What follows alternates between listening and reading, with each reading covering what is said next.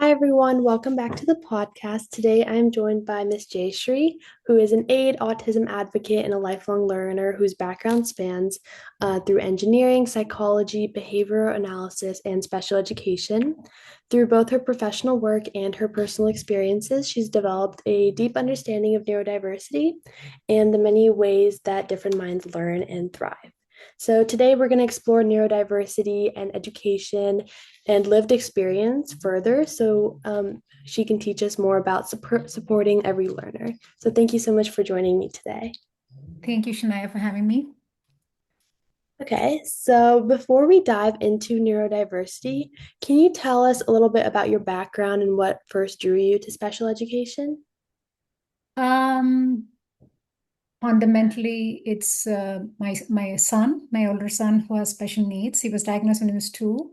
I by trade, I'm an engineer, and then I switched gears and I went into psychology and I trained myself in the field of behavioral psychology and then I shifted to more the academic part, the education, because I wanted to provide the kind of support that would make him more included in a typical classroom.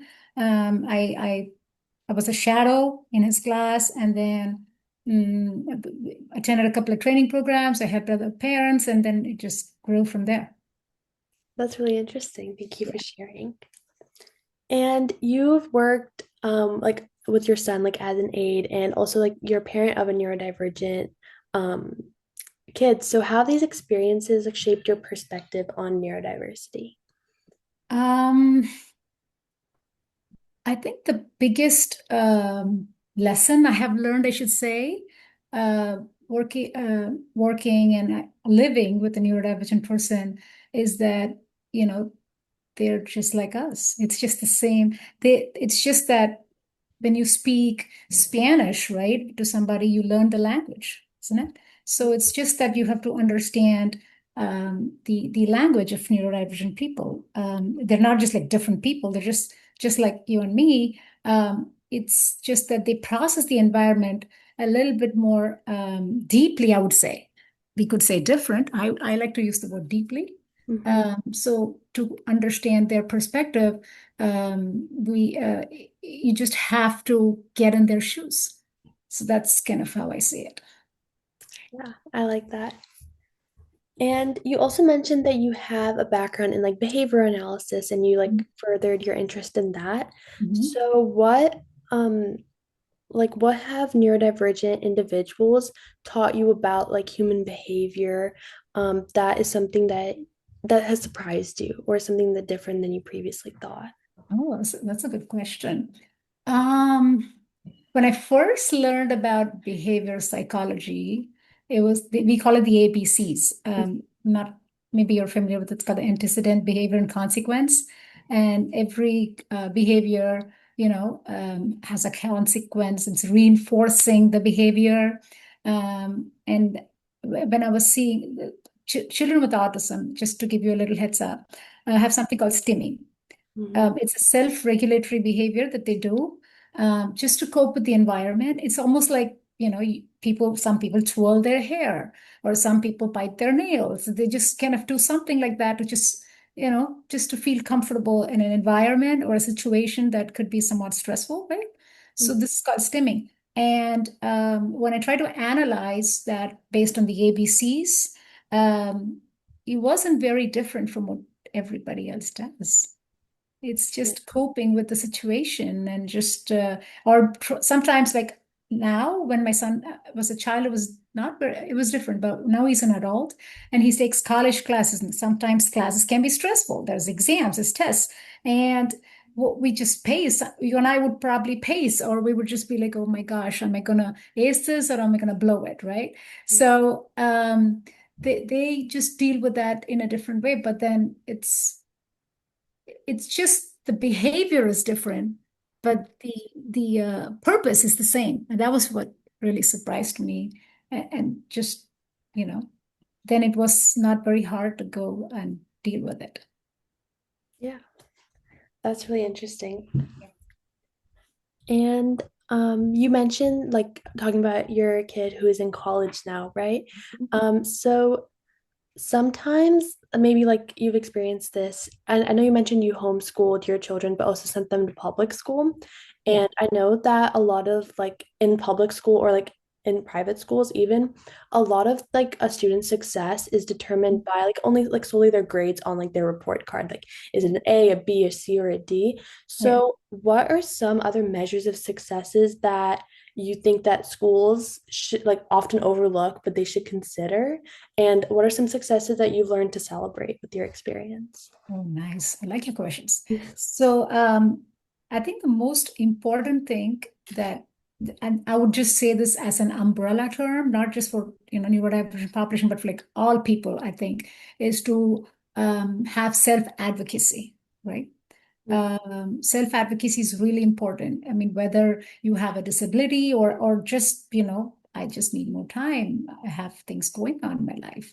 Just being able to advocate for yourself, I think that is like an extremely important skill that's, I would say, is not taught as much as it needs to be in an educational environment. And another important skill that, other than academics, would be to, of course, there's life skills, and that's it's completely different branch, and that's a whole new can of worms. I don't want to get into it, but people just change tracks and say this child belongs in a independent skills class versus an academic skills class, either this or that. I think it should be both. Mhm. You should learn academic skills, but you should also learn to, self-help skills. You should also learn to immerse yourself into the society. These are called soft skills, right? At workplace, you need to have soft skills. And I don't think this is just for just for neurodivergent population. Everybody needs it. When you go to college, you need to know how to do your laundry and cook and things like that. We all need those skills. So I think these skills are important and should be taught, actually more for neurodivergent population than maybe like typical, because they just pick it on the go. But then our children need a little bit more training, and that's kind of what I think is, something that needs to be on the plate in an educational setting that is missing. Yeah. Yeah. Because I know, like in my school as well, or like in a lot of schools at least that I know of, there's like the resource classes and where they like teach special education kids like study skills and all of that stuff too. But I really like your perspective on like bringing in some of the more life skills into, yeah. Right. And um, when you were raising your like your children or especially like your older son, is there anything that you were like initially worried about? Like it could be in education, it could be like in their personal life. Were you ever worried about something that ultimately turned out not to matter in the long run? Oh yeah, a lot.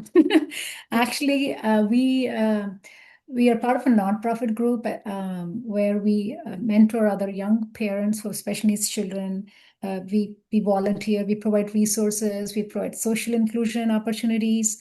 Um, and as part of that, when I think about it in retrospect, right, about all the days when we're fussing about, okay, one incident in school, or just like a one something happened in public place, or one scream, or one vacation plan gone bad or something. It really doesn't matter. I mean, I'm sure it's for everybody, but it's just nothing. But then at that point it probably was like a huge deal, right? Mhm. Like, and then in school, maybe you just had a one bad day, and then there's a massive meeting, 8 teachers come along, the principal comes along, and then we have a big discussion, and they're like, your son did this, and I don't think he belongs in this classroom. And you panic over that for weeks and wonder, oh my gosh, what are we gonna do? And then you start losing sight of the future, and then you're at the moment thinking, but and that I don't want other parents to feel. So it's like it really doesn't matter. It's okay. These things happen. It's life. Everybody faces it, whether you're a neurodivergent child or not, and just move on. So I think that's kind of what I want for the parents who are listening. right? Especially young parents of children who are starting out and say, oh, my son had this incident in preschool. Don't worry, it's okay, right? Mm. It's just something that all parents feel. And it's nothing great that you have a special needs child, so you have to be super worried about it and think that the whole world is coming crashing down. No, it's not. So I just want to emphasize that every single moment where things don't seem right is okay. I really like that. And actually, I feel like I've had like a similar experience also because I am working as a summer camp counselor. And Yes. at my campsite, there is this special needs kid, and he like he's not on like the best behavior every single day, which is understandable. So it definitely takes a lot of work from the counselors to like get him to participate in the games and all of that stuff too. And I know that when his parents come to drop him or pick them up, they're always like pulling me aside, like, oh, like tell me if he does anything wrong. Like, I'll be like, I always have to tell them, like, like, don't worry, like we understand like the circumstances, and he's really a good kid. He just like, we're just going to do whatever it needs to help. But I really like that. Yeah. I mean, one thing if I could just add is in the spectrum of life, right? It's important for us to see, are we growing as people? Yeah. Is my child growing as a person?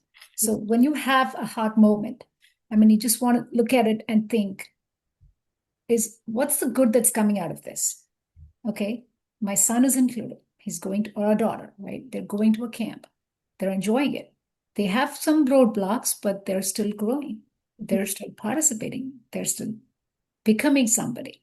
So when you look at that in perspective, you can clear your head and say, okay, it's going all right. Yeah. Yeah, Yeah, definitely maintaining a positive attitude. absolutely. Yes. And um so we hear the phrase really often about meeting people where they are. And so what does that look like in practice when supporting like neurodivergent individuals? That's a really good question. And sometimes to answer that question, I have to think outside of myself. Mhm. Because you're talking about the lived experience. I live with a son with autism, and it's for us, this is just normal, Yeah. right? So the way we talk to him, the way we interact, the way we do things, it's just normal. So in order to think about it, I'll have to see how other people interact with him to actually see, okay, so this is how things have to change when you interact with them, because for us, we know how to do it, right? So recently I had my niece who came to our house. She stayed with us, but she's majoring psychology, so she has some understanding of Mhm. the special needs population. And so she was trying to interact with my son, and she would give him a nice pause when he stims, and then wait for it, give him a hug, and then talk to him, and things like that. And her mom didn't have much of an idea about that, right? She would just uh, she would just think, okay, he doesn't want to interact. That's fine. Let's just move on.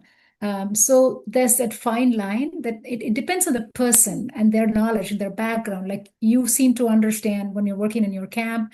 Yeah, we get that. So it depends on the environment and the people who are around them.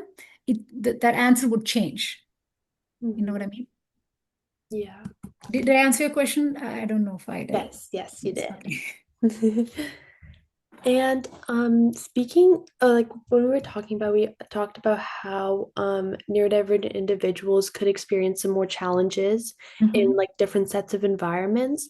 But do you think there are any situations where being neurodivergent can actually like provide an advantage? Oh yeah, yes. My son, I think your aunt knows about this. He's a savant, right?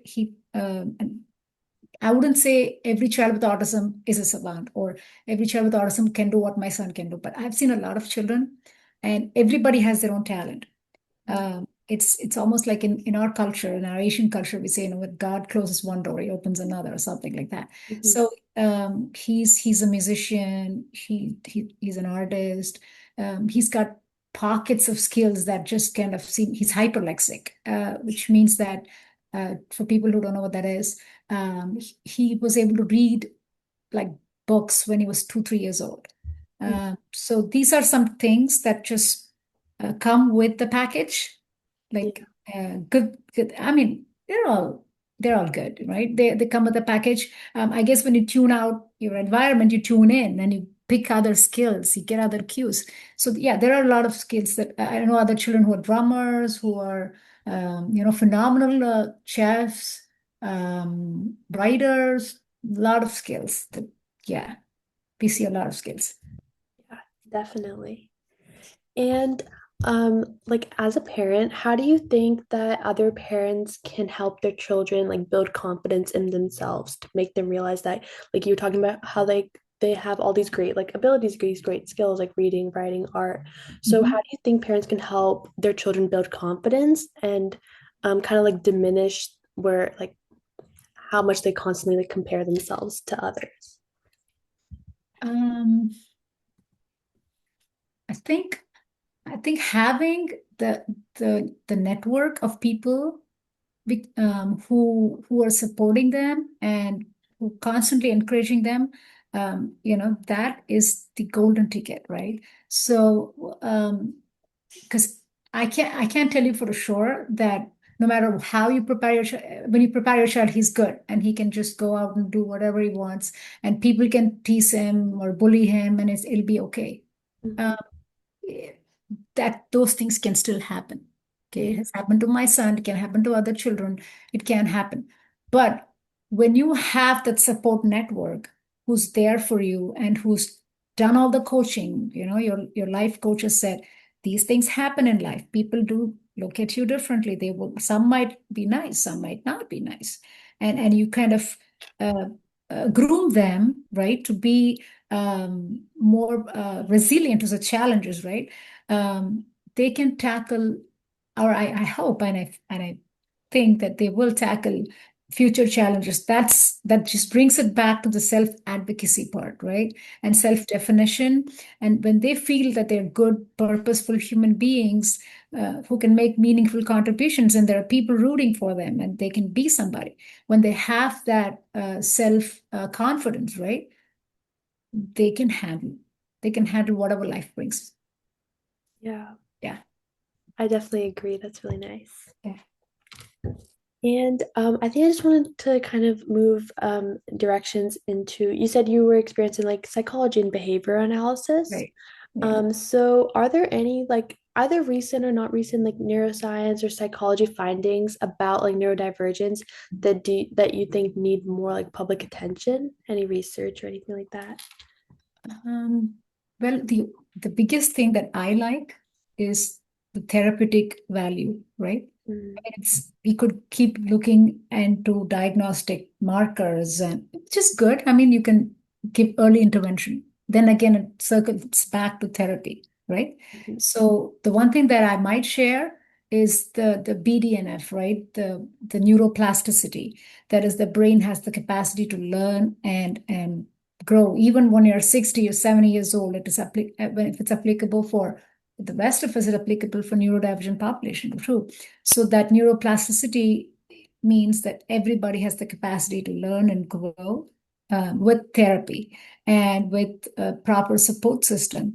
And to keep and the important thing is to keep an open mind about interventions. If one approach does not work for your child, just try something else to combine different approaches. There's something in psychology that we call the humanistic approach, mhm.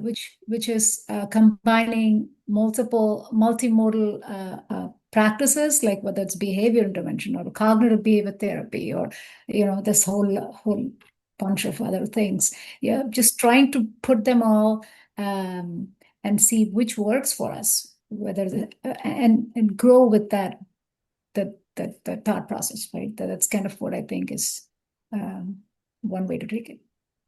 Yeah. I have also like actually read about like some of the therapies you were talking about just Mhm. like out of interest. So I really Nice. like that. Yeah. Mhm. And I just have one last question for you. So, what is one thing that you would want anyone who is listening today to like just take away from our conversation? Um, for a parent who has special needs child and who probably just got diagnosed or somewhere wherever they are in their journey, I would say keep doing what you're doing. The very fact that you're here listening to this podcast shows that you are immersed in the process of helping your child grow as a human being, be happy, and enjoy their lives to their fullest potential. So keep that in perspective in um, every um, every task that you do, basically everything that you're kind of planning for your child. And as your child grows into an adult, they'll do that for themselves, right? Just end of the day, do I enjoy what I'm doing? Am I happy? Is this helping me grow as a human being?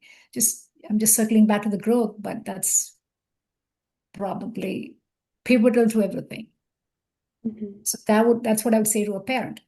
To a person with special needs, like maybe I would just say, um, I actually have to ask my son about this because I mean, I don't know exactly what he would think, but I would just say, you're doing great.